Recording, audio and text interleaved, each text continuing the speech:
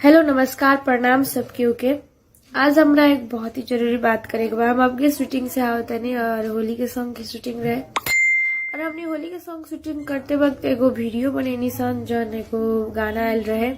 वैसन गाना अभी बहुत ही आवता। अब के एगोड़ा भी गईले बारन हमरा विरोध में, तो हमने वो भी वीडियो बनेनी सन मजाक में, लेकिन हमरा था ना रहे कि उनका इतना दुख लग जाये। स्पेशल प्रीति जी के उनका हम बहुत सपोर्ट करेनी। पब्लिक में हम ना दिखावे नहीं, लेकिन अंदर से उनका था होई कि हम कितना सपोर्ट करेनी कितना ना करेनी। वो हमरा कितना बजे रात के भी फोन कैले रही एक बार, ऐसा दुख भल रहे था। हम ना कहे कि चाहे वो सब बात, लेकिन उनका था बाटे हम कितना सपोर्ट करें ना करें। लेकिन हम ना सोचले रहनी कि उनका ये चीज से बहुत बुरा लगी। प्रीति स्पेशल अपने के कहता नहीं, हमरा माफ कर दिया कि तारा ऊपर गाना आयल रहा था, हम वीडियो बनेनी। कहबू तो तेरा सामने आके भी माफी मांगेंगे चाहता नहीं। तारा बुरा लागल उस चीज से।